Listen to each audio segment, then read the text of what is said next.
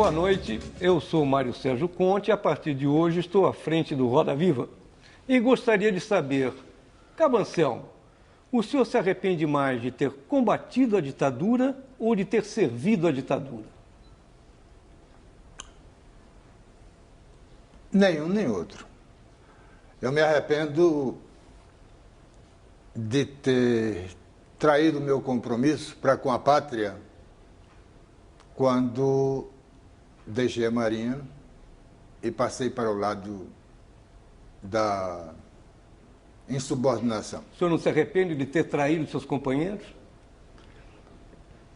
Bom, traição para mim é uma palavra muito dura, né?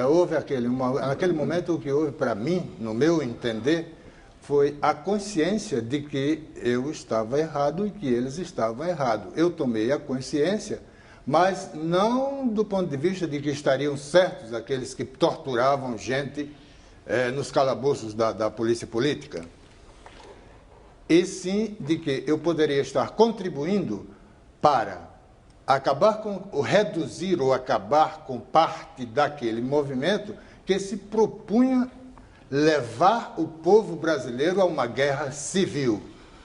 A matança já era uma coisa muito doída, porque quando eu retornei de Cuba, já havia companheiros que haviam sido mortos em tiroteio. Quando eu estava na clandestinidade em São Paulo no começo, um queridíssimo companheiro, eu via morto pelo jornal. Outros tantos morreram de ambos os lados daquela luta. Por que não contribuir para acabar com aquela insanidade? Por que não contribuir naquele momento em que havia pleno emprego, em que chegavam carradas de dólares para manter aquele desenvolvimento, coisa que acontece até um pouco muito parecido com hoje. Só que naquele tempo o que eu sentia é que havia segurança, havia um entusiasmo popular. Nós vamos saber de tudo isso com mais profundidade. A partir de agora eu vou apresentar os nossos convidados. Primeiro estão comigo aqui na Roda Viva a Mônica Bergamo, colunista da Folha de São Paulo e da Band News FM, o Fausto Macedo, repórter de política do jornal Estado de São Paulo, o Fernando Barros e Silva, colunista que deixou há pouco a Folha de São Paulo e a partir de janeiro será o diretor de redação da Folha de São Paulo, o desembargador José Renato Nalini, de São Paulo, agradeço a sua presença, e o Hugo Student, que é jornalista e historiador da Universidade de Brasília, e Jorge Serrão, editor-chefe do blog Alerta Total, convidado pelo nosso entrevistado, o Cabo Anselmo. Eu passo a palavra à minha colega Mônica Bergamo para fazer a pergunta. Boa noite. Boa noite. O senhor deu uma declaração, uma entrevista à revista Isto É, em 1984, onde o senhor explica como passou a colaborar com os porões da ditadura militar. O senhor diz que foi totalmente de livre e espontânea vontade, que o senhor ficou, inclusive, perplexo com versões que corriam na época de que o senhor teria sido preso, que o senhor telefonou para o delegado Sérgio Fleury para se colocar à disposição, que o senhor nunca foi torturado, o senhor até dá risada quando o repórter faz essa pergunta, o senhor fala nunca, jamais, e que o senhor teve essa iniciativa. A opção foi minha, a iniciativa foi minha, foi uma questão de consciência, de tomar em minhas mãos o meu destino. Em 1999, o senhor dá uma entrevista para a revista Época, onde o senhor fala como o senhor passou a colaborar. E o senhor fala, eu fui preso e já na primeira noite começou uma sessão de pau de arara, foi uma coisa de meter medo. Eu queria saber o seguinte, o senhor mentiu em 1984, o senhor mentiu em 1999, ou ainda há uma terceira versão que o senhor talvez queira apresentar aqui Eu hoje? menti em 1984. Quem era o governo do Brasil em 1984? O que é que eu poderia, como uma pessoa que tinha sido presa, torturada, que havia conhecido uma parte, né, de todo aquele terror, e que havia contribuído como um cachorro da polícia, porque não há de crer, não hão de crer vocês, que eles acreditassem que eu realmente era um colaborador espontâneo ou coisa parecida. Eu tinha plena consciência de que estava fazendo alguma coisa que ia ajudar a contribuir para o povo brasileiro. E povo que eu sentia como a minha tia, como os meus primos, como os meus irmãos, como os meus sobrinhos, como os meus amigos. Pessoas queridas que eu havia deixado e que sentia, sabe, aquela vontade de abraçar e não podia, não tinha mais. Agora, em 1984, essa entrevista que você se refere, foi dada ao repórter Pena Branca, ela foi censurada com antecipação pelo então diretor da Polícia Federal, que era o Dr. Romeu Tuma. Mas o senhor aqui fala que tinha tortura, que o senhor tinha conhecimento de excessos. Isso eles deixavam passar? Então o senhor podia falar, mas o senhor não podia admitir que foi preso. Qual é a diferença? Porque a minha questão é a seguinte, essa versão de que o senhor foi preso e não aderiu... Se o senhor aderiu espontaneamente, quer dizer, como é que o senhor hoje vai pedir uma anistia tendo aderido espontaneamente e passado a trabalhar para a ditadura? Ser preso e ser um prisioneiro do delegado Fleury já... facilita talvez um pouco isso, era isso que eu gostaria de saber. Mônica, existem pessoas hoje que poderão, dentro do próprio meio policial, que estavam presentes naquela época e que poderão dizer como que as pessoas que tinham conhecimento ou convivência com os serviços de informação, com os serviços de segurança da época, não poderiam jamais dizer alguma coisa que não fosse censurada. Agora, por que eu estava dizendo aquele negócio? Talvez fosse uma fraqueza naquele momento dizer assim, olha, eu estou dizendo isso para agradar vocês, para dizer que vocês são bonzinhos e que não existe isso. Oi. O Fernando vai fazer uma pergunta. A partir de que momento o senhor se tornou um agente duplo? O senhor passou a ser um informante da polícia? Porque existe muita especulação a respeito disso. Olha, a convicção minha de sair fora da luta armada, ela já se dá em Cuba. Há um documento que os 6 do meu grupo fez em Cuba, nós fizemos em Cuba e assinamos, dirigido ao próprio Fidel Castro, dizendo que nós não concordávamos com o foquismo, que a luta armada no Brasil jamais iria ser orientada para instalar uma ditadura daquele tipo. Essa era a consciência. Só periodizar um pouco. O senhor foi em 67 para Cuba, ficou preso primeiro no Brasil até 66, foi para o Uruguai, e do Uruguai foi para Cuba. Ficou em Cuba de 67 a outubro de 1970. Em maio de 71, o senhor foi preso.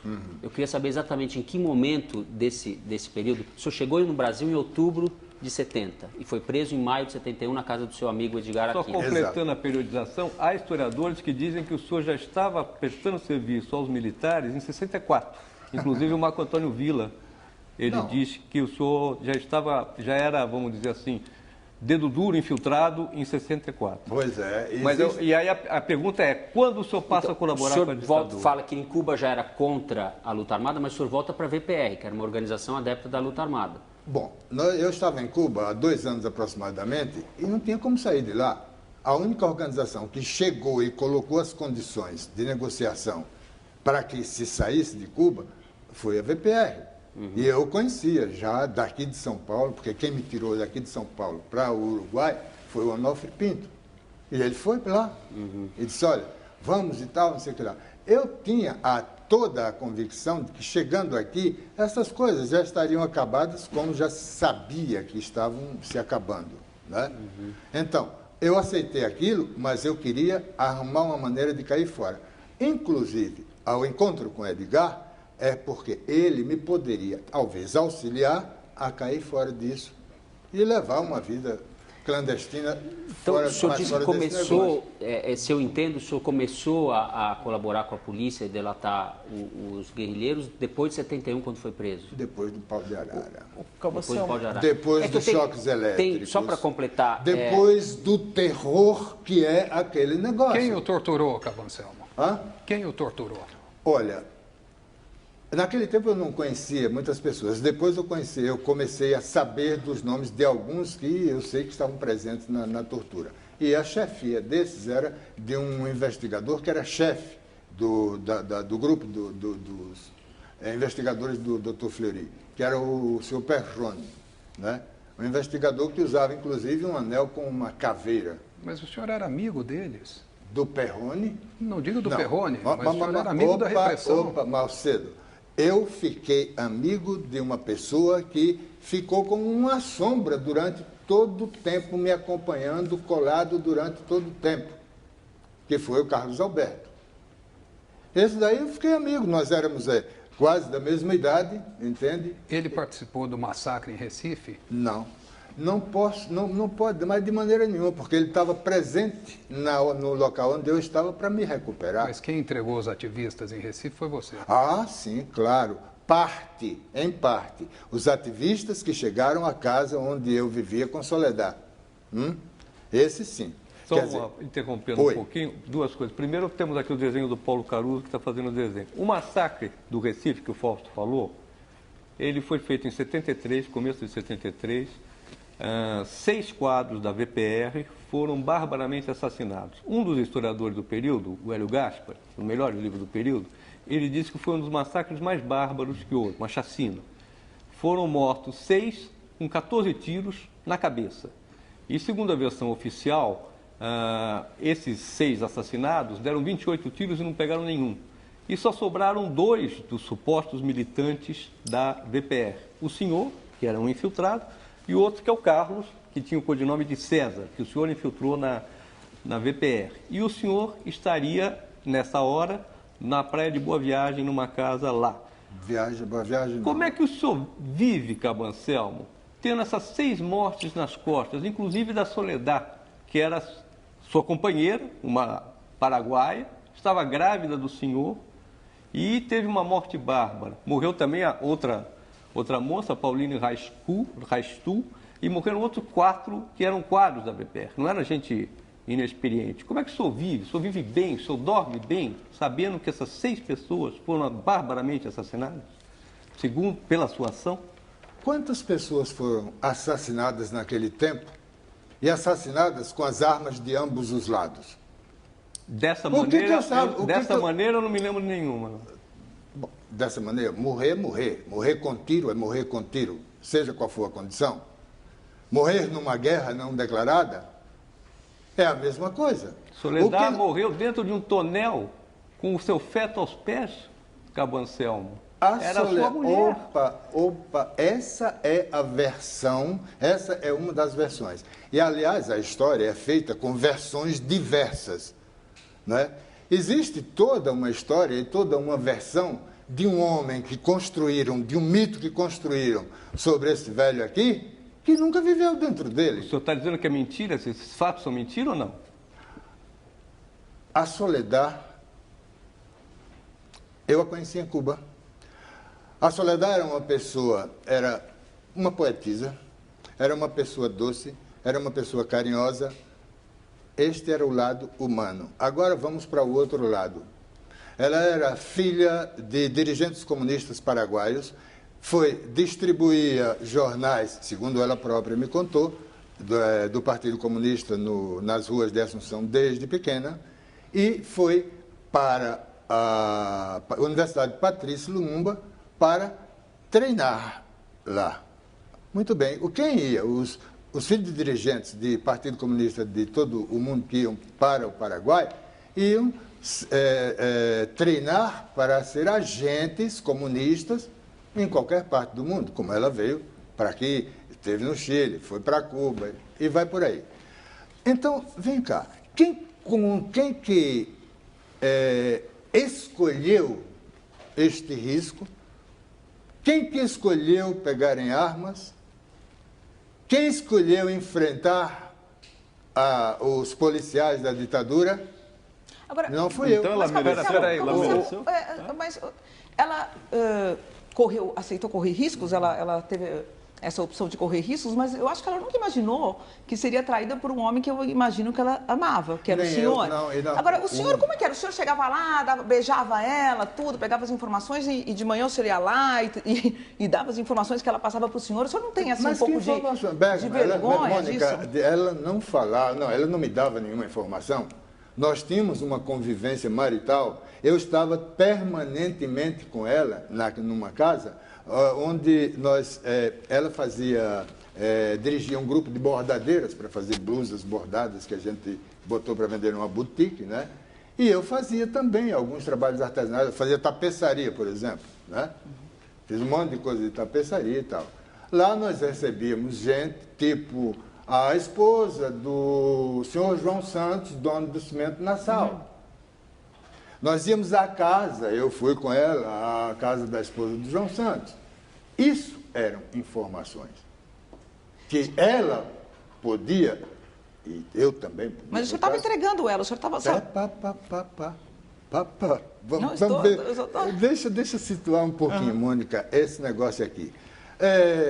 Nós estávamos vivendo ali um momento, tudo bem, eu estava colaborando com a polícia, mas a colaboração era a seguinte: chegava alguém na nossa casa, o Carlos Alberto já seguia, e o Carlos Alberto também já se apresentava e ele já fazia todo o trabalho por fora. O que acontecia dali para fora era coisa da polícia, eu não sabia. O senhor não sabia? O senhor falou que teve um pânico, morreu de medo quando o senhor foi preso, o senhor não sabia o que poderia acontecer com ela se ela fosse presa? Naquele momento, não. A gente tem que acreditar nisso, hein? Cabo Anselmo? A gente tem que acreditar hoje nessa sua versão? Se vocês não querem acreditar, não acreditem. Agora, eu estou sendo assim, tem algum detetor de mentiras? Seria até interessante, né? Era o paulígrafo que vocês usavam? Hein? Chamado paulígrafo que vocês usavam? Não, esse não, Fausto, Deixa por favor. o desembargador, o desembargador José Renato vai fazer uma pergunta, Hugo, por favor. Como? O desembargador O senhor já chorou José pela Renato. Soledad, mas o desembargador já... Pela narrativa de que a Soledad teria procurado, né, esse é um argumento que normalmente se usa, o acusador usa para dizer que a vítima é que procurou uma morte. Então, essa morte anunciada, ela procurou e ela mereceu, foi isso que o senhor quis dizer? Não, de maneira nenhuma, doutor. E o senhor sabia que ela ia ser morta? Não, Como é que de o senhor maneira estava nenhuma. lá? Não, O senhor convivia? não só não sabia, como quando eu vi que o grupo que tinha chegado ali já não ia chegar mais gente, eu senti isso, né? Eu falei, inclusive, com o doutor Fleury, olha, em vez de deixar a Soledad presa, vê se manda ela de volta para Cuba, que ela tem uma criança para criar lá, né? Que era Nhai Sandi, uma criancinha que ela deixou lá em Cuba. Quer dizer, a responsabilidade não seria do senhor, seria do Fleury. Pela morte da Eu Soledad. não era nenhum operacional, Conte. Eu era um preso, não é? E ali estava numa condição em que quem passava todas as informações era a minha sombra, que era um dos homens do Fleury. Agora, saber o que ia acontecer, ou saber que num encontro qualquer ia haver um tiroteio ou coisa parecida, ou a maneira, porque existem duas versões aqui dentro desse negócio das mortes. Uma versão é uma versão que as pessoas foram mortas e levadas para aquele sítio, que eu fui conhecer por ocasião da visita que fiz ao Recife, junto com o repórter Percival de Souza. Percival. Eu fui conhecer aquilo naquele instante, eu nem sabia da existência daquele sítio. Eu sabia... Oi. Hugo Estuda quer fazer uma pergunta. Eu sabia, só para completar, Hugo, eu sabia da existência de um local onde vivia um casal, porque o casal, que era a Suzane Restu, Pauline, ela teve um problema com a gravidez e foi até a nossa casa e a Soledad acompanhou para o médico. Ela sim estava grávida. A Soledad usava DIU desde que fez um aborto aqui em São Paulo, antes da ida para o Recife. Então você contesta a gravidez da Soledad? Como? Você contesta que ela estivesse grávida, como a versão histórica Se eu acreditar, como dizem os médicos, que o DIU é o mais seguro dos preservativos, contesto, sim. Então aquele depois feto outra que foi coisa. encontrado lá não é dela? Não seria dela? Eu imagino que seria da Suzane, porque da Pauline. A Pauline estava grávida, A Pauline com certeza. estava grávida, inclusive teve um problema de gravidez e a Soledad levou até o médico. Mas o que o Fleury alegou para não salvar, não poupar a Soledad para você? Ele não alegou nada. Eu só soube da morte da Soledad quando já estava aqui em São Paulo, pelos jornais no dia seguinte aqui. Agora, Hugo Estuda. o Slugo. O Cabo Anselmo, vamos dar um crédito às versões da história que o senhor conta. E pelo que eu pude estudar, o senhor teria sido julgado pelos companheiros em Cuba como traidor, depois de várias mortes seguidas de companheiros que o senhor se aproximava. Teria vindo a ordem de Cuba para justiçá-lo, para executá-lo lá em Recife. E o senhor foi levado, teria sido levado para um sítio, ou seria levado, e o delegado Carlos Alberto, que na época não era delegado, era um agente, o César, ele teria resgatado o senhor e cercado para matar essas pessoas. Eu pergunto o seguinte: o que a sua companheira Soledad, com quem o senhor vivia maritalmente, parto do pressuposto que duas pessoas que vivem maritalmente se gostam, se amam, se respeitam, o que ela disse, o que ela sentiu quando descobriu que o senhor era um traidor? E segunda pergunta, o que o senhor sentiu, se o senhor alguma vez chorou pela morte dela? Não, ela não acreditou. Eu gostaria de saber o lado humano disso aí. Não, ela ainda não acreditava. Ela não acreditava? Não. O que ela disse? Ela me chamava flaco, né? Flaco, de fraco, né? De magro, né? Só que esse flaco, depois da leitura daquela carta que eu sabia que estava sendo lida, né? Ela não acreditava naquilo.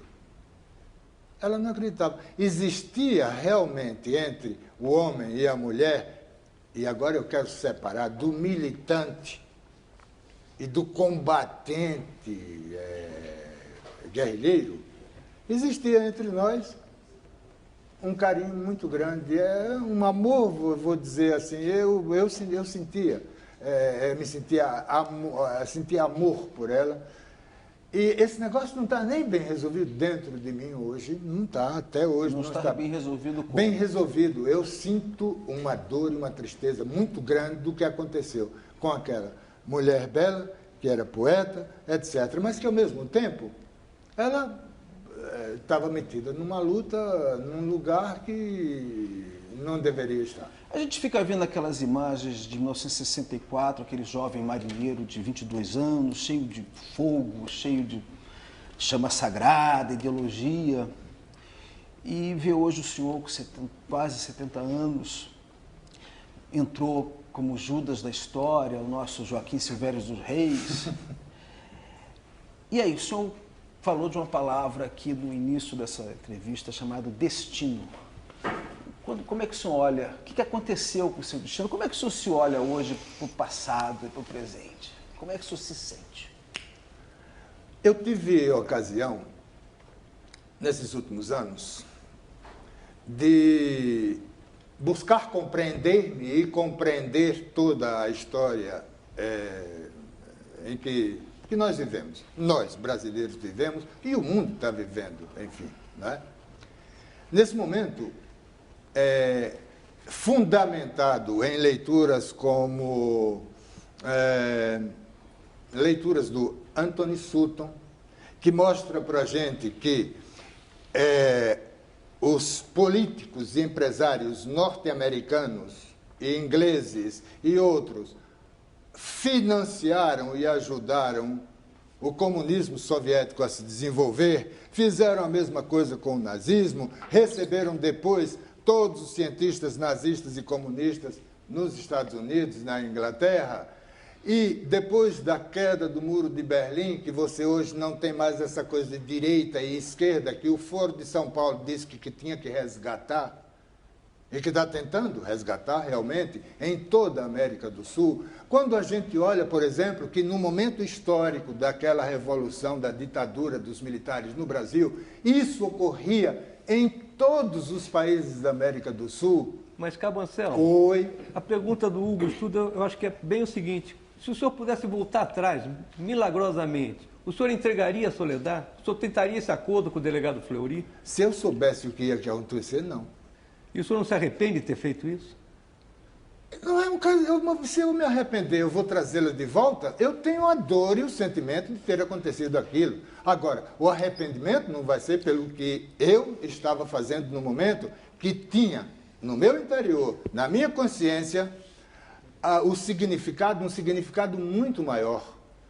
Já haviam morrido muitos, morreram aqueles mais. Depois morreram outros durante a guerrilha do Araguaia. O que o vem senhor cá, ganhou com eu estava isso, contribuindo para acabar com isso. Deixa eu, então, tem uma curiosidade histórica. Tem gente que sustenta que o senhor passou a colaborar com a polícia antes de 71. Eu vou voltar um pouco a periodizar, alguns espectadores podem não saber. O livro do Marco Aurélio Borba, que foi o primeiro livro a seu respeito, o livro de 81, narra um episódio em que o Carlos Araújo, o advogado Carlos Araújo, que foi companheiro da Dilma Rousseff, pai da filha da presidente, hoje presidente Dilma Rousseff, estava preso no DOPS em novembro de 1970 e diz ter passado uma noite com o senhor. Nas seguintes circunstâncias, ele foi levado para uma cela, ele reclamou dos maltratos às mulheres e foi levado para uma cela onde ficavam presos incomuns e diz ter passado uma noite que o senhor não teria falado nada e no dia seguinte alegando que havia escuta na cela, que era perigoso falar, e no dia seguinte foi removido da cela do DOPS. Isso em 70. Ele derivou daí que o senhor já nessa época estava lá para colher informações dos presos e já estava ajudando a polícia. Eu quero saber se o senhor confirma essa história. Não confirmo. Não confirmo, não conheço este senhor. E no período que eu passei do DOPS, eu passei uma semana sozinho, numa cela, solitário, e depois fui transferido para um local afastado de todos os outros presos, isolado numa parte lá em cima, perto quase que da diretoria. O senhor não tem nada a ver com a morte do Fujimori, que era a liderança local em São Paulo da VPR, que morreu em dezembro de 70? Tem sim, certamente que tem. Sabe por quê? Porque eu estive em contato com o Fujimori. E estando em contato com o Fujimori, o que é que acontece? Os outros seguem. Agora, isso seria de supor se o contato tivesse ocorrido, se a minha prisão tivesse ocorrido antes do contato com o Fujimori. No entanto... segundo o relato do Carlos Araújo, o senhor estava no DOPS em outubro, ele morreu em dezembro. Não. Outubro não, novembro, desculpa. Ele morreu em dezembro. O senhor não confirma essa informação? Eu queria outra pergunta. O senhor conheceu a presidente Dilma Rousseff nesse período? Não.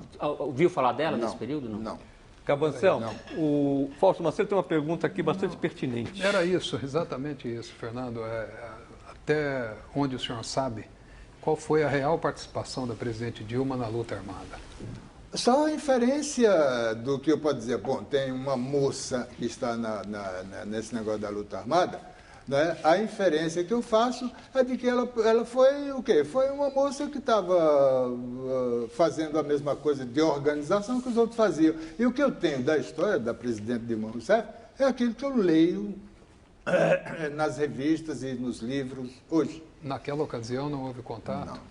Não. Eu gostaria de perguntar uma coisa. O senhor, com 23 anos, foi presidente dessa associação. O senhor fez campanha, o senhor tinha ideologia, porque eu li que aquele discurso não foi o senhor que escreveu. Carlos Marighella. Isso. O senhor leu. O senhor acreditava naquilo? Não. Não acreditava? Bom, então já estava colaborando. Doutor, eu acreditava em parte daquilo. Sim. E parte daquilo é que os marinheiros queriam casar, os marinheiros queriam estudar. Agora, a parte daquela política toda de reformas, etc., foi um envolvimento momentâneo. Eu não entendi absolutamente nada. Então, de o senhor foi um reforma ator, de base. foi um ator ali. Exatamente. Posso só fazer... O senhor foi um ator, não é isso? Vá. É um ator momento... hoje? Está sendo um ator agora, né? Uau, não. O senhor foi um ator naquele momento, ok.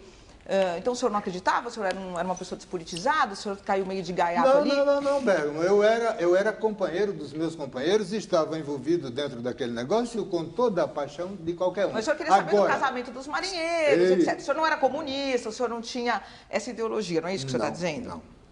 Mas é isso que, peraí, só um minutinho, é isso que o senhor está dizendo, não é isso? É, exatamente. Aí o senhor, tudo bem, aí o senhor pega golpe de Estado, o senhor vai e consegue asilo na Embaixada do México, então o senhor, nada mais natural do que naquele momento ir embora. Aí o senhor, de repente, resolve sair, sem acreditar, sem ter muita fé em tudo isso, o senhor sai da Embaixada, que já tinha um asilo, e vai procurar as organizações clandestinas. Não. E aí o senhor... Opa, a história não é bem essa.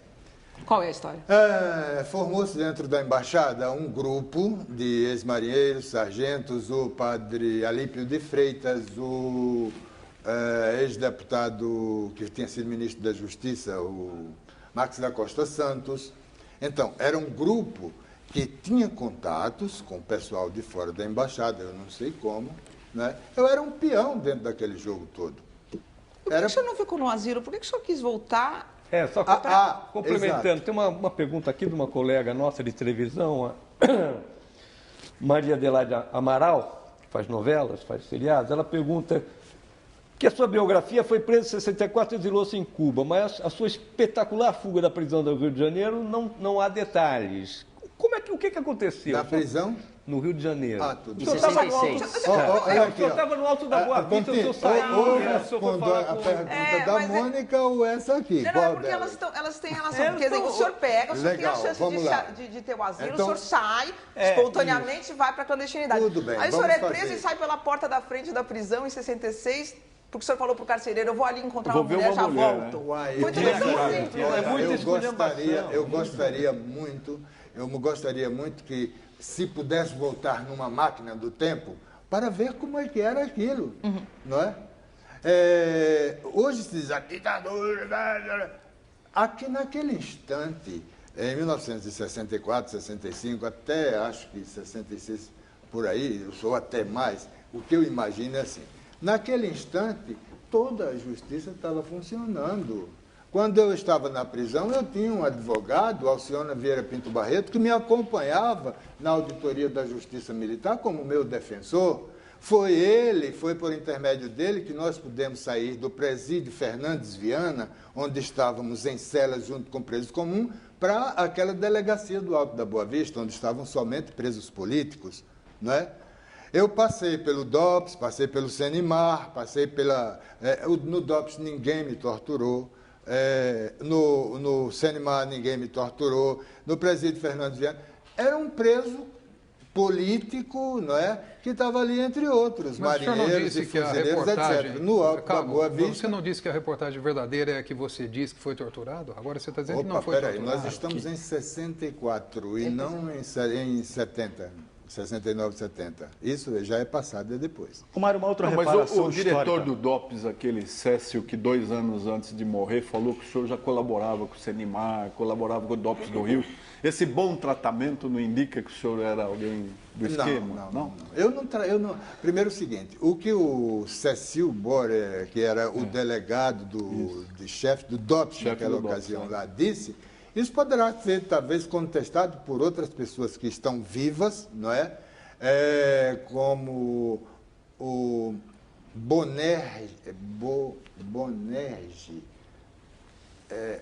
o investigador, não é? Que me prendeu junto com o Solimar, que era um agente da Marinha, que estava lá junto também.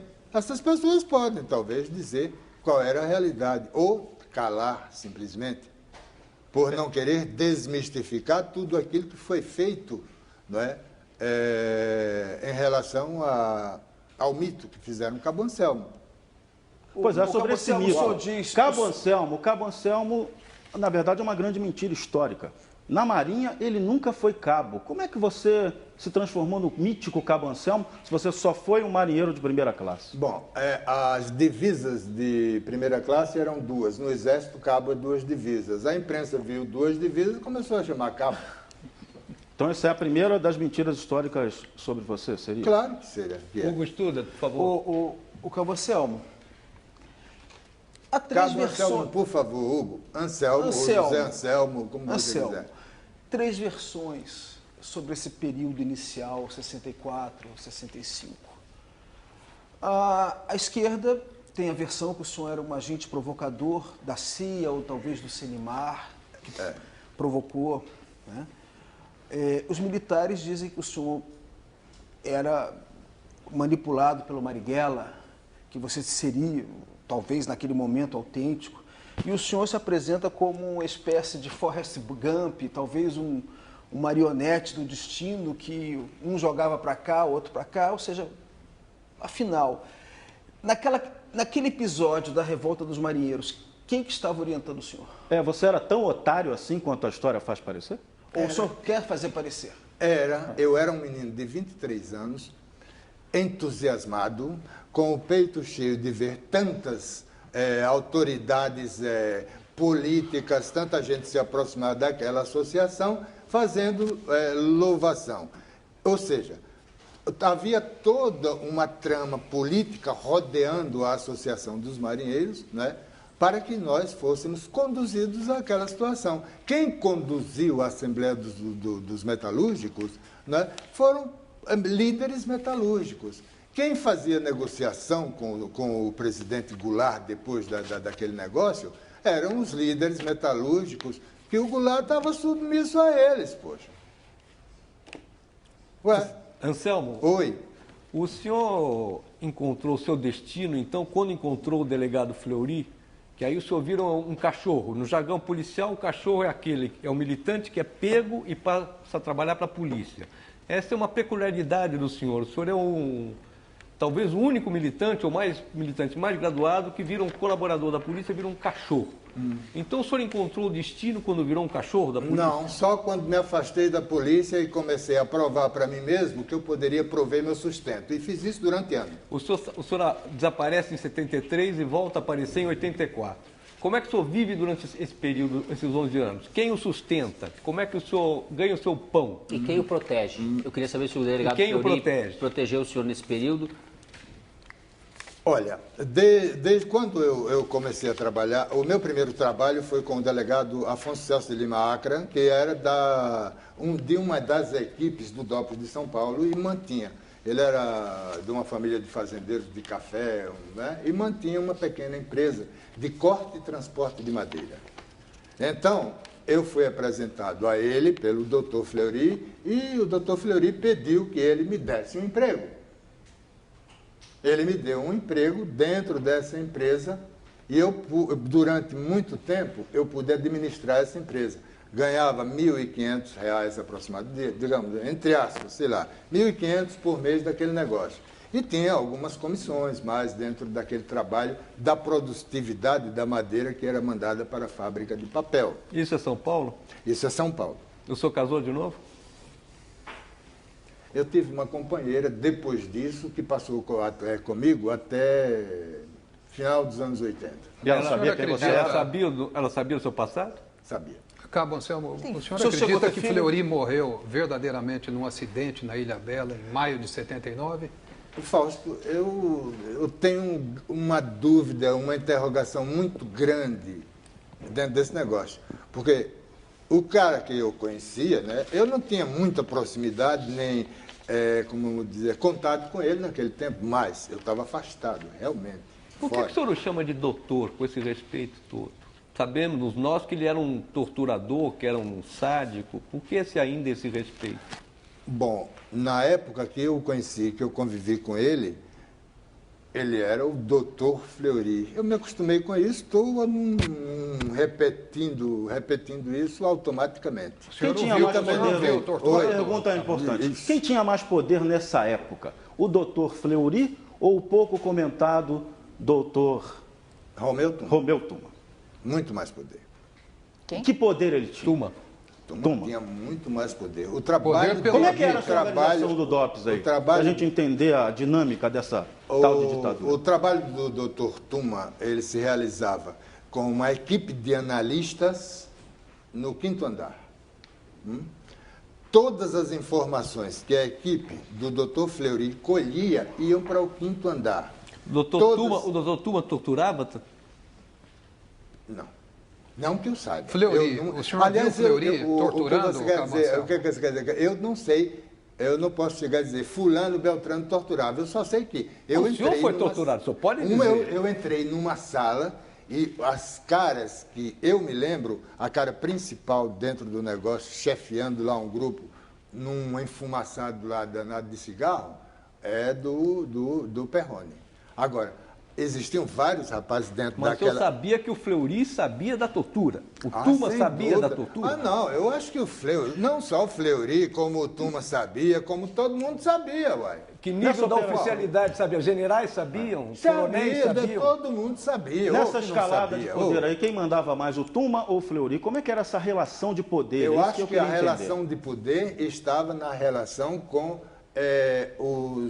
organismos de inteligência do Exército, O Coronel da Marinha, Ustra, do o senhor Aeronáutica. trabalhou com o Coronel Ustra? Oi? Coronel Brilhante Ustra. O senhor trabalhou? Conheci o livro dele só li o livro dele. Pessoalmente, nunca ouvi. O senhor disse que foi uma semana barbaramente torturado, resistiu... Uma semana não, muito, não. Mas o senhor já disse que resistiu à tortura, e o que eu acho... Onde é que eu disse isso? O senhor, num programa de televisão, alguns anos atrás, o senhor disse que resistiu uma semana à tortura, não contou nada, mas que depois... Não. Opa, deixa eu só completar. Mas que depois o senhor resolveu colaborar com o delegado Fleury. E agora, continua aquela dúvida. Se o senhor resistiu à tortura, e a gente sabe que milhares de militantes foram torturados, centenas acabaram de alguma forma colaborando, contando alguma coisa, alguns até mudaram de lado, como o senhor também. A pergunta é o seguinte: por que o senhor se engajou de tal forma na causa militar, na causa da tortura? Você recebeu dinheiro do esquema repressivo para trabalhar para ele? O que aconteceu que o senhor, ou seja, nós sabemos que outros também foram cachorros e colaboraram, eram mantidos em coleira curta, poderiam morrer, trocaram a vida pela colaboração, e foram muitos. Agora, por que Anselmo fez isso de uma forma tão convicta? Anselmo fez isso de uma forma convicta, por quê? Vamos deixar para responder daqui a pouco, que eu vou chamar o primeiro intervalo comercial do nosso programa.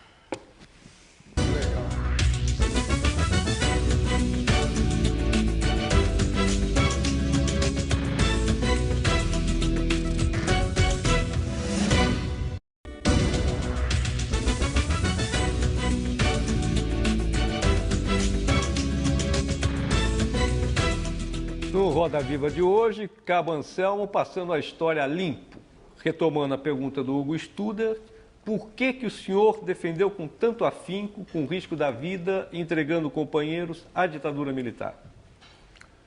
Porque estava convencido de que naquele instante, fazendo isso,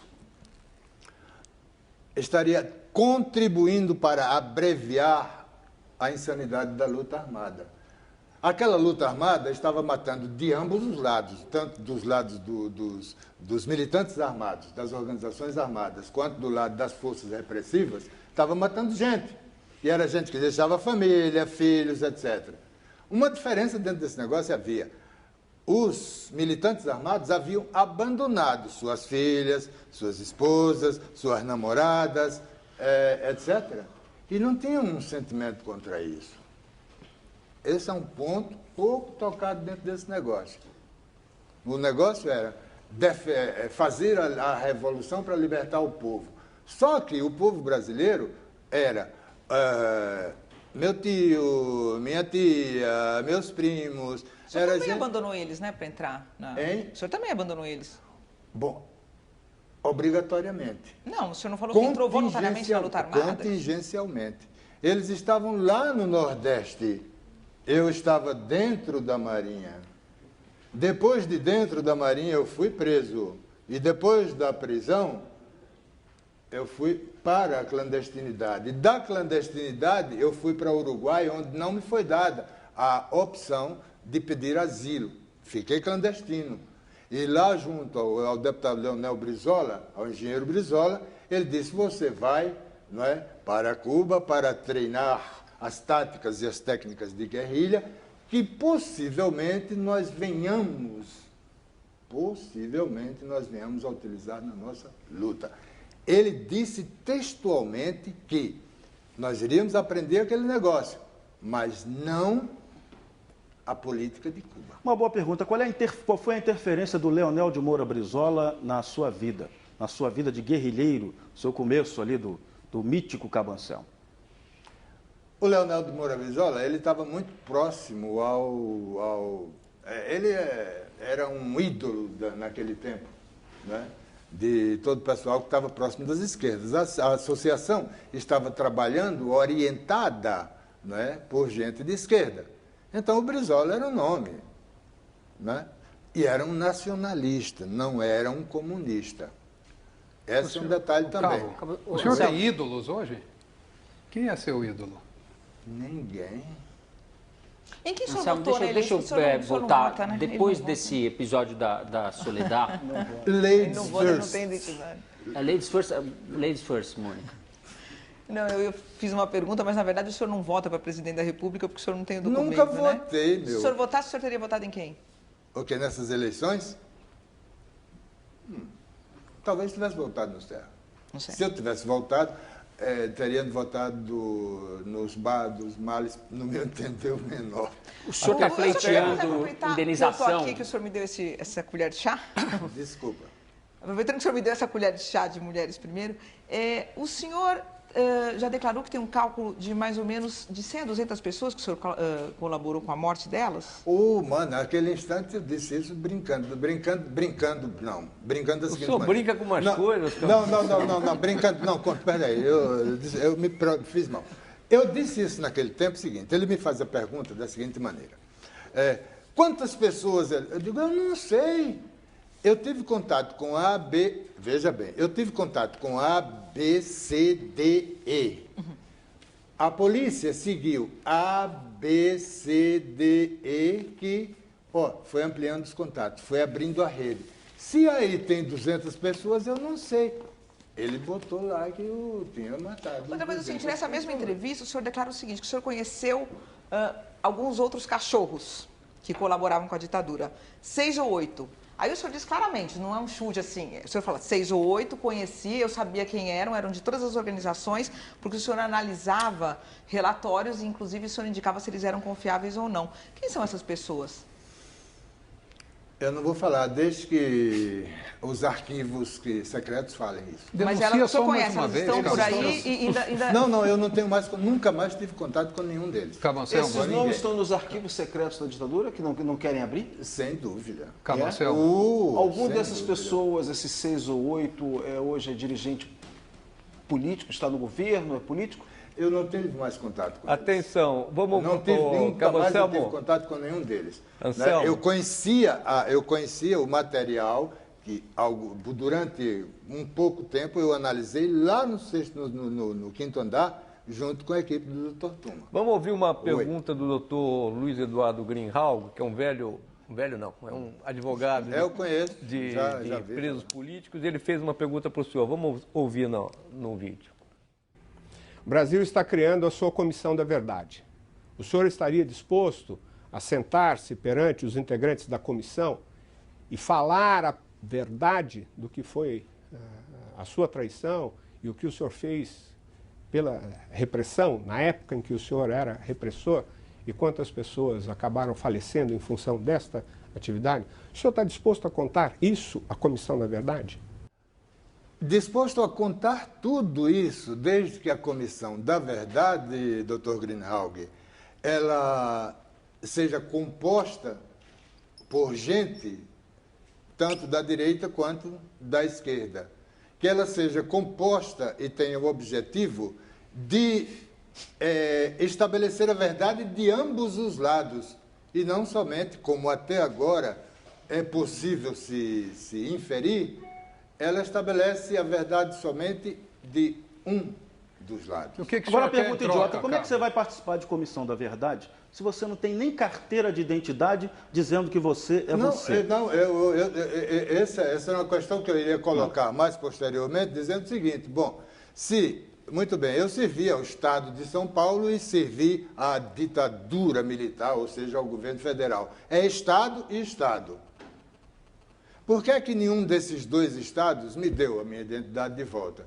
Por que é que o governador não manda que o Instituto de Identificação me dê a identidade, se a Justiça já mandou fazer isso? Cabo Anselmo, Oi. será que pleiteando será que indenização, Cabo existe Anselmo? José Anselmo dos Santos? Eu queria... Hein? Será que Eu tô existe tentando- José Anselmo dos Santos? Talvez por isso eles não queiram emitir a sua verdade. certidão. Estou há tempo tentando falar sobre... Hugo, por Fernando, favor. vamos lá, Fernando, Eu tô há sua tempo vez. tentando fazer Vai, uma pergunta, Fernando, por vai favor. lá, vai. Sua vez. Eu queria disposto. saber da sua Vamos indenização. O senhor está pleiteando indenização do regime ao qual serviu. O senhor disse que foi prejudicado quando foi expulso da Marinha em 64. O senhor se sente com o direito de ter indenização do regime militar? Fernando, eu não quero indenização nem coisa nenhuma. Eu quero que se cumpra a lei. Se a lei deu milhões, espalhou milhões, eu não quero nada disso.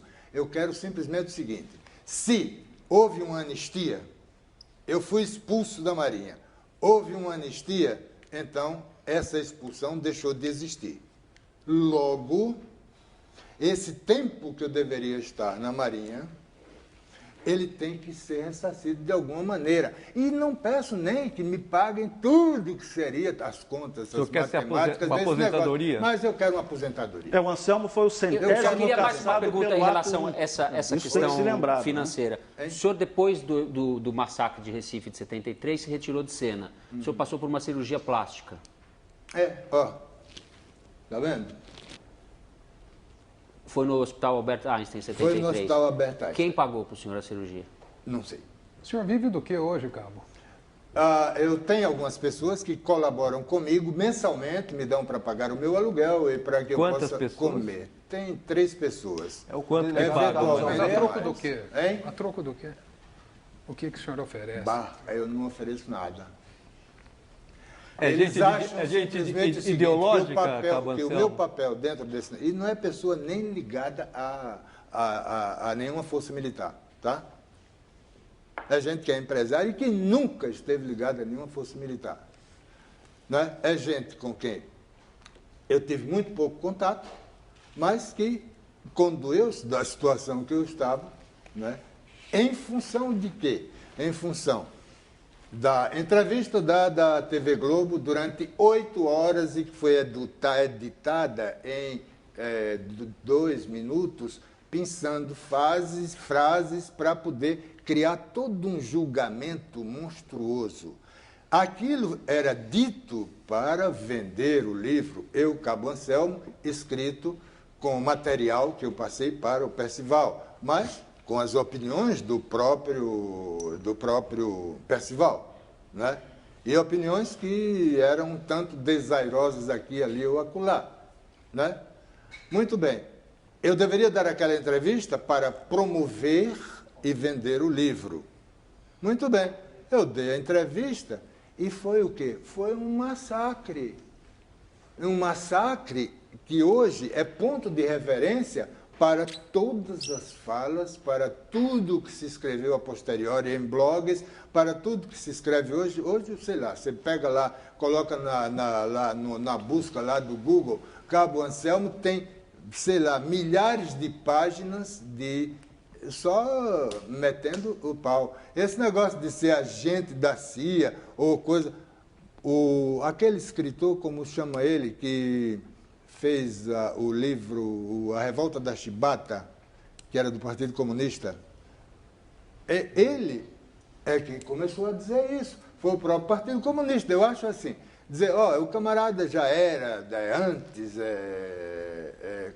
agente, não sei o que lá, provocador e tal, é uma coisa que o Partido Comunista, ou uma parte dele, sei lá, lançou dentro desse negócio. Anselmo, simplesmente você para pensou em tirar fazer fora uma de si. autobiografia contando a verdade? Já fiz, fez? doutor, já fiz, está nas mãos do Jorge Serrão Mas e algumas pessoas já conhecem. Posso fazer uma pergunta sobre essa questão de autobiografia? O senhor disse que se dispõe a depor na Comissão da Verdade se o senhor entender que ela é equilibrada. Claro. O que o senhor teria, além do que o senhor já falou ao longo de algumas entrevistas, o senhor está falando aqui, para ajudar de verdade a esclarecer pontos obscuros da história? Por exemplo, onde foram parar alguns desaparecidos? Não tem. Nada, nenhum? Nada. Nenhum, o senhor não sabe, o Onofre Pinto, o senhor não tem a menor ideia, o senhor nunca recebeu nenhuma pista do que aconteceu O com ele. Edgar aqui no Duarte, não era tem, seu Mônica. amigo? A minha situação de atuação, eu já disse, vou repetir de novo, não é? Era isolado absolutamente dessas áreas operacionais, que seria prender, matar, caçar, bater, Por tiroteio. exemplo, eu vou dar um exemplo aqui. Tem um desaparecido político, Aloysio Palhano, desaparecido político. O senhor, na entrevista célebre de 1984, quando o senhor foi perguntado, o senhor falou, esse morreu. Morreu ou não morreu? Está desaparecido? O senhor sabe o que aconteceu com ele? Porque aqui nessa entrevista dá a entender que o senhor sabe. Eu tive informação dentro nos corredores, nos bastidores daquele negócio lá, que ele tinha morrido. Como? Não sei.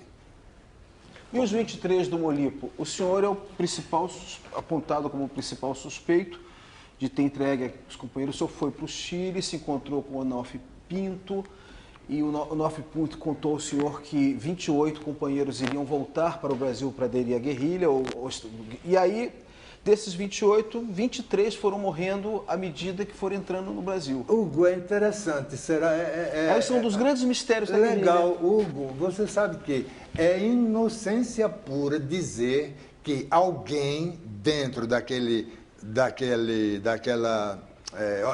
organizações compartimentadas, que você deveria saber somente o que fosse necessário e nada sobre o que acontecer fora dali, para não ter material e, no caso de cair preso e entregar, soubesse que 28 pessoas iam entrar e dissesse, vai entrar fulano, ciclano, beltrano. Mas sabia-se. É inocência pura, não dá. Não, sabia-se. Tanto que o sequestro do Elbrick foi feito por 2 organizações. Isso se sabia. A compartimentalização não era total. Agora, o fato que eu estranho, pelo menos, é o seguinte: o senhor vai para o Chile, fica lá, o Onofre diz que o senhor é acusado de ter entregue companheiros, e o senhor em nenhum momento pensa em fugir, em nenhum momento o senhor pensa em pedir asilo, o senhor fica lá trabalhando para a ditadura, mesmo sem risco de vida. Queria voltar para o Brasil e queria voltar para o Brasil contribuindo fortemente para que o troço acabasse, mas a coisa acabasse. Agora, se eu acabasse num combate, num tiroteio de rua ou num tiroteio de assalto a banco, para mim, tudo bem. Agora, acabar com massacre do tipo que colocaram que foi feito assim lá no Recife, não. Jamais. Mas o senhor nunca pegou em arma? Eu pensava na prisão, poxa. Afinal de contas, eu era um cabra marcado para morrer, fui preso várias vezes e ninguém me matou. E o ex-ministro... Outros vários foram presos. A própria presidente da República foi presa e está viva. Gente que esteve em contato comigo, durante aqueles anos, foi presa e está viva. Cabo, e o ex-ministro José Dirceu? Hein? José Dirceu, o ex-ministro. O que é que tem? Qual é que era o contato seu com Eu ele? não conheci, nunca ouvi. Não conheceu? Nunca ouvi. Nunca ouvi. Das pessoas que o senhor conheceu no DOPS e com quem o senhor conviveu, quantas pessoas o senhor convivia nessa época? Além de Fleury, Tuma, do Carlos Alberto, com quantas pessoas o senhor conviveu mais ou menos nessa estrutura de delação, de análise de informação? Bom, análise de informação somente há alguns dias, no caso, lá no 5º andar, com o Dr. Tuma e 2 rapazes, cujos nomes também não sei, aqui também tem compartimentação, cujos nomes eu não sei, que trabalhavam junto com ele. Mas o que eu digo assim, o senhor não saberia indicar hoje pessoas que participaram daquele momento e que poderiam trazer informações para essa Comissão da Verdade? Sim. Que estão por aí. E no caso da Comissão da Verdade, no caso de uma Comissão da Verdade, eu poderia indicar, olha, fulano pode informar sobre esse aspecto, Beltrano sobre este. O senhor guardou algum documento? O senhor guardou algum documento? ou não? Na Comissão da Verdade eu falaria. O senhor não guardou pode algum falar aqui documento? alguns nomes para a gente? O doutor Carlos Alberto é um, que tem muita informação. Quem mais? Para. Mas o senhor falaria na Comissão da Verdade isso? Há outras pessoas sem identidade desse tempo da guerrilha, porque suspeita-se que uma história. Suspeita-se de 5 da guerrilha do Araguaia estariam vivos. Eu tenho uma história. Conta. Eu estava visitando o próprio doutor Carlos, que trabalhava na Assembleia Legislativa, lá no negócio da polícia, que tem na Assembleia Legislativa de São Paulo, quando chegou uma moça do gabinete do PCdoB, e falou com ele para fazer a cédula de identidade de uma pessoa da guerrilha que estava só com documento falso, para poder, porque ele deveria ser aposentado, etc. Que ano foi isso? Eu pensei, não sei. Antes ou depois? Durante a guerrilha ou depois? Não, agora há pouco tempo. Quem é essa pessoa? Há 10 anos, digamos. Quem foi a pessoa do PCdoB que esteve lá? Não sei, eu não vi o nome. Ele chegou e me disse, olha, era uma das moças do gabinete do PCdoB que levou lá alguém para ele auxiliar a fazer a documentação. Oi. Vamos dar mais um intervalo para ter o intervalo comercial. O Roda Viva volta já com Cabo Anselmo. Legal.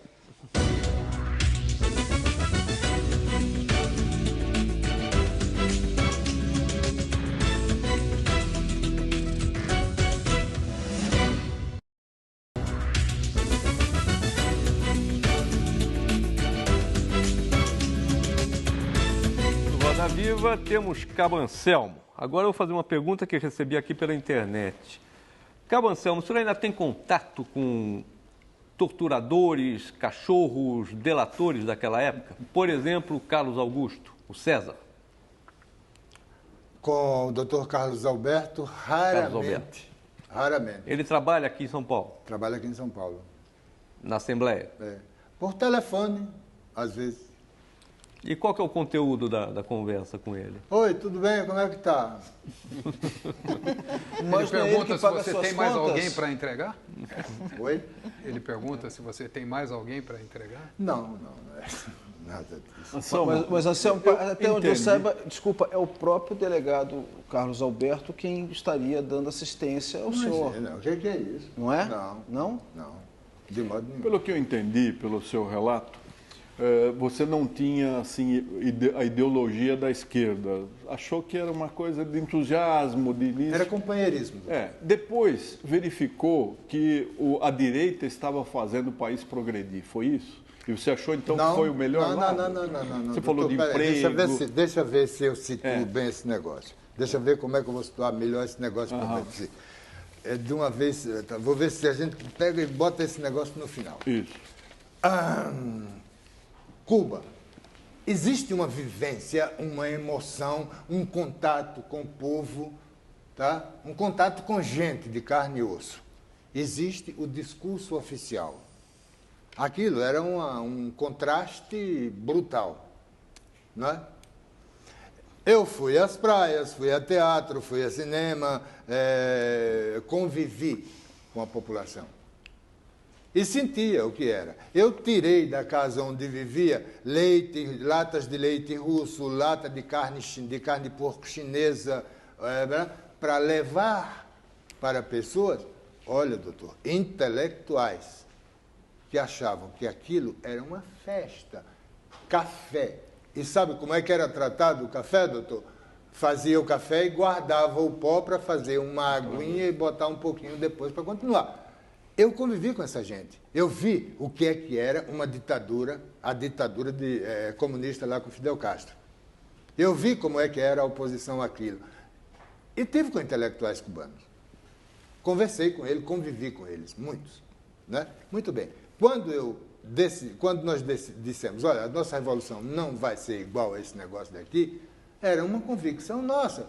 Era uma convicção ainda dentro daquele negócio de que seria nacionalista, entende? Democrática, tipo aquilo que o Brizola tinha falado. Desembargador, vamos ouvir um imediato que conviveu com o Cabo Anselmo naquela época.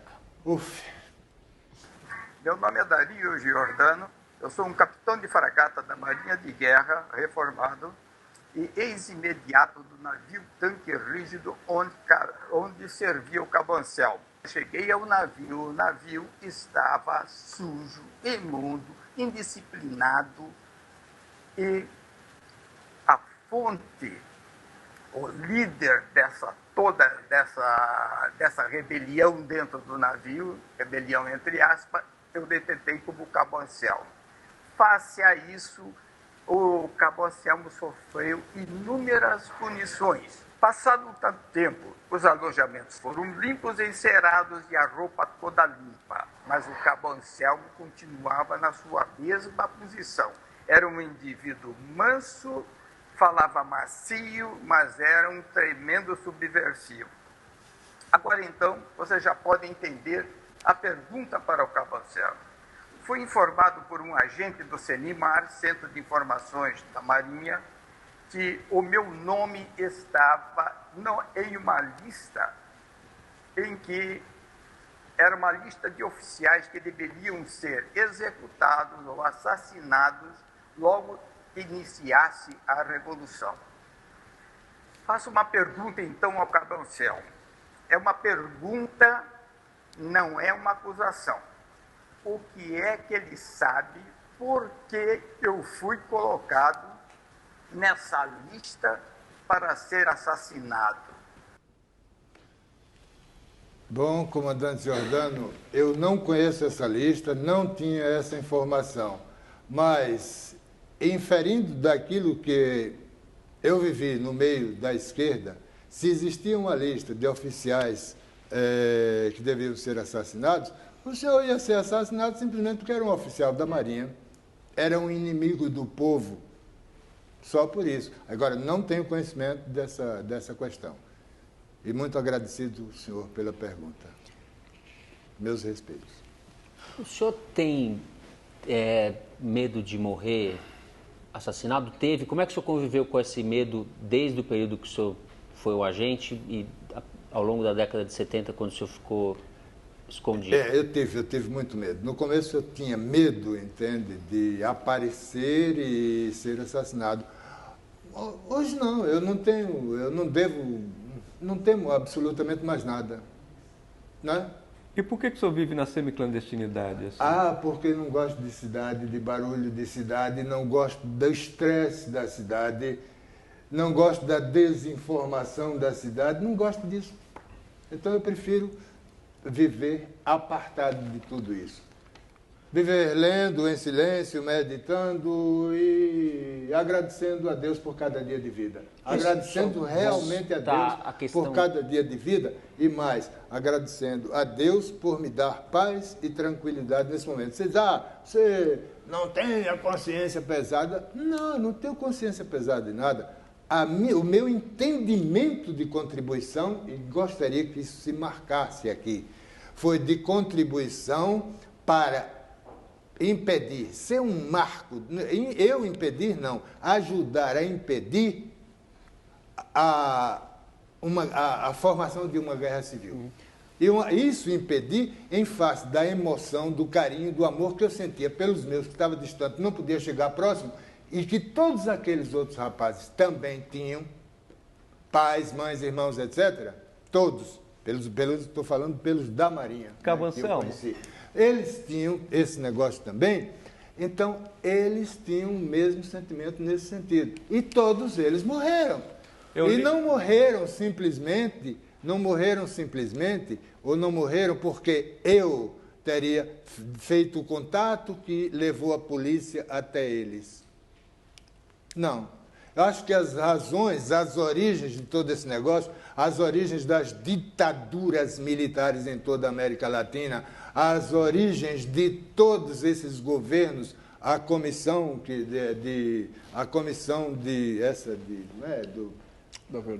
da verdade que querem, que estão dizendo aí que vai ser feita, etc. Tudo isso tem também uma mesma origem, tem origem no Foro de São Paulo. Eu li o manuscrito do livro que o senhor escreveu. Sim. E duas coisas chamam a atenção. Três, vai. Primeiro, não há nenhum documento citado, além do discurso que, segundo o senhor, foi escrito pelo Marighella, que o senhor leu lá na Assembleia dos Sargentos. Segundo, há uma tentativa de concatenação da sua juventude, das suas ideias. E terceiro, eu volto à questão. Soledad. Pelo que o senhor escreve ali, aquilo não está nem um pouco resolvido na sua cabeça. Não está, não. E é uma questão central, o senhor me desculpe essa interpretação, da sua vida, porque o senhor foi um homem que entregou para a polícia companheiros que o senhor conhecia ou conhecia de ideias e que posteriormente foram mortos. Então, o senhor me desculpe, mas eu volto à questão. Isso, para o senhor, não me parece de maneira nenhuma resolvido. Não está resolvido, isso que o senhor está falando que o senhor vive bem, que o senhor vive tranquilamente, não me parece. Sinto muito, mas sinceramente eu acho isso a partir dos seus manuscritos do que o senhor disse hoje aqui. Isso não está resolvido, mas isso não significa que por não ter uma coisa resolvida, não é, eu não possa pegar e tratar da minha vida com absoluta tranquilidade. Não vejo nenhuma razão para não fazer isso. Para a história do Brasil, que contribuição o senhor pode trazer para a história do Brasil, para a elucidação daqueles crimes, daquele período histórico, na Comissão da Verdade? O que eu estou dizendo aqui para vocês, e mais alguma coisa talvez mínima que eu diria dentro de uma comissão dessa, mas não quero falar aqui. Por quê? Por que o senhor não quer falar aqui? Eu acho que não devo constranger determinadas pessoas, né? E não quero falar. É um direito que eu me reservo de não falar. Se houver um local onde dizer, essa é a verdade. As outras pessoas vão falar todas, etc., companhia. Eu posso dizer, olha, vocês podem pegar isso de fulano, de ciclano, de beltrano. Mas aqui não o senhor não está falando só para jornalistas e para os embargadores, você está falando para milhares de telespectadores. Não. Se vocês têm uma coisa oficial, realmente, né? Se o governo tem uma coisa oficial, eu poderia, quem sabe, contribuir um pouco com isso. Agora, antes de contribuir com isso, por que não me dão minha identidade? Por que não me dão a identidade lá? José Anselmo dos Santos. Porque não acharam a sua certidão de nascimento, não é isso? E por que não acharam minha certidão de nascimento? O senhor falou hoje... Porque se você tem... você tem a Marinha tem todas as identificações dele. Tem todas as identificações, mas acontece que a certidão de nascimento não está no cartório que deveria. A Justiça chegou e mandou que, se fosse expedida a minha certidão de nascimento pela Marinha, a Marinha disse que não expedia, e mandou de volta para a Justiça. A Justiça manda que o Instituto de Identificação faça a minha identidade. O Instituto de Identificação diz, eu quero a sua certidão de nascimento.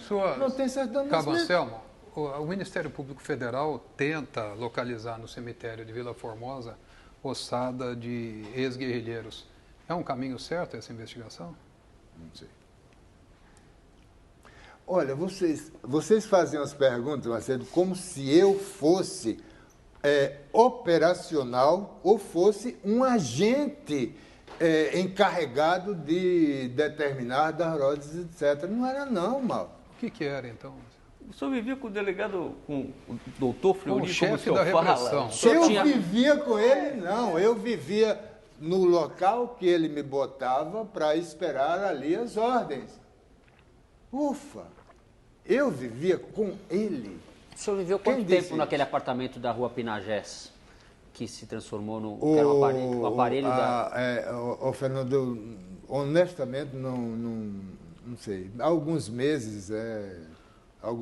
Talvez. E ali havia um aparelho de escuta? Havia tudo armado para escuta.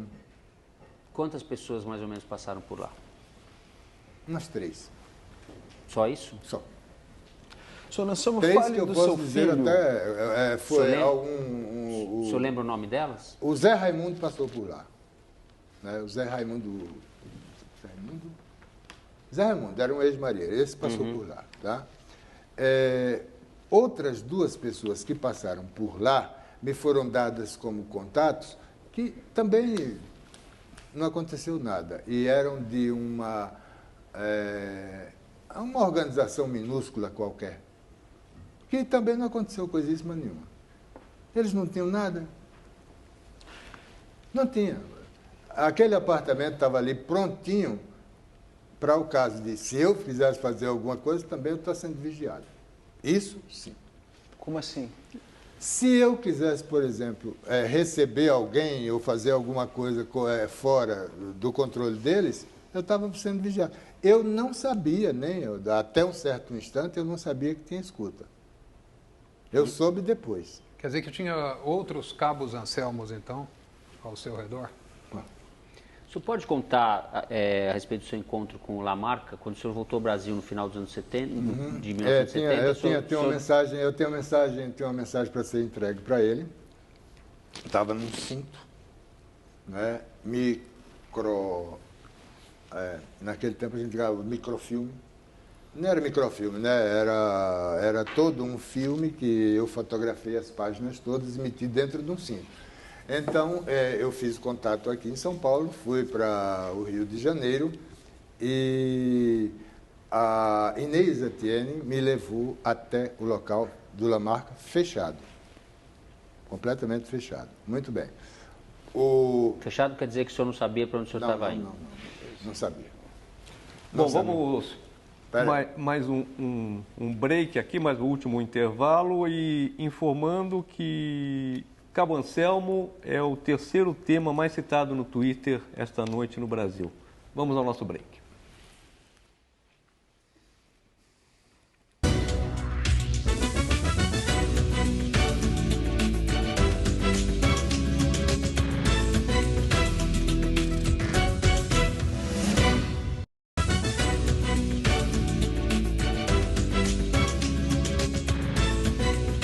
nesse último bloco do Roda Viva de hoje, eu gostaria de saber, Cabo Anselmo,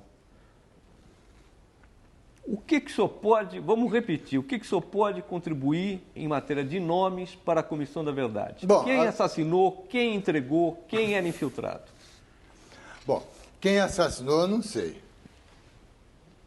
Quem entregou, eu fiz parte disso. Quem? Assassinou. Não, o assassinou não sei. Quem era infiltrado? Quem era infiltrado?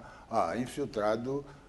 Uma pessoa que pode responder quem era infiltrado, e que eu sei que tinha contato com muitos, é o Dr. Carlos, que era aquele também que estava encarregado do meu controle durante todo o tempo que eu passei por ali.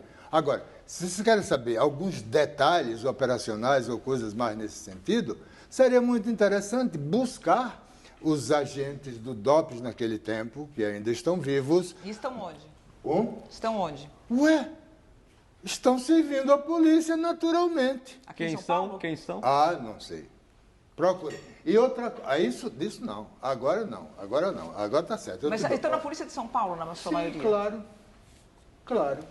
Vocês busquem também quem eram os auxiliares diretos do Dr. Romeu Tuma na análise. Vocês vão encontrar até empresários dentro disso. Só um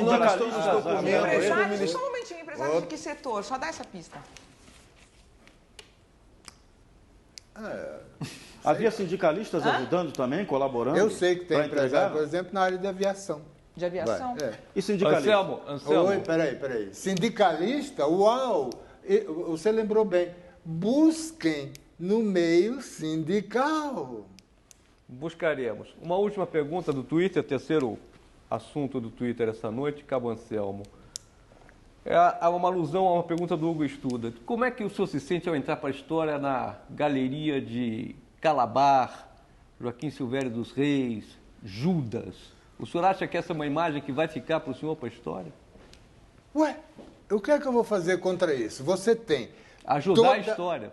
Você tem toda uma história interpretada, inventada, contada, inferida e com viés ideológico que é a que vale, é a que está norteando as perguntas de todos aqui. É essa a que vale. Quando eu chego e abro meu coração e digo, eu não sei, porque eu não sei, eu não acredito. Muito bem. O que o seu filho acha sobre isso? Hein? O senhor já conversou sobre esse assunto com seu filho? Até que ele sempre soube qual era a sua verdadeira identidade? Hugo, as pessoas que estiveram cerca de mim conheceram o homem que eu sou no trato carinhoso, no trabalho, na disciplina, no respeito aos outros, tá? E na veneração a Deus. O senhor poderia dizer... Hugo, desculpe, só para... A gente, lamentavelmente, precisa encerrar. Eu gostaria de agradecer ao nosso entrevistado, Anselmo dos Santos, aos convidados que ajudaram nessa entrevista, ao Paulo Caruso, à produção da TV Cultura, e tomar dizer uma pequena coisa sobre o que o senhor falou aqui, que nós estaríamos, vamos dizer, não levando a sério o senhor. Pelo contrário, nossa busca aqui, Anselmo, é a verdade. Nós o convidamos para vir aqui porque nós achamos que o senhor é um personagem relevante para a história brasileira. Tem uma comissão da verdade aí. Nós não queremos enaltecê-lo, não queremos denegrir, nós queremos saber o que foi essa a nossa intenção, e a intenção do Roda Viva, acredito, que o senhor te contasse a sua participação, que é muito relevante, mas agora, realmente, como disse o rapaz aqui do Twitter, não é das mais positivas, porque são questões de traição, de delação, questões da história do Brasil que merecem ser contadas. Então, eu gostaria de fazer esse esclarecimento, mais uma vez agradecer e encerrar esse programa. Muito obrigado.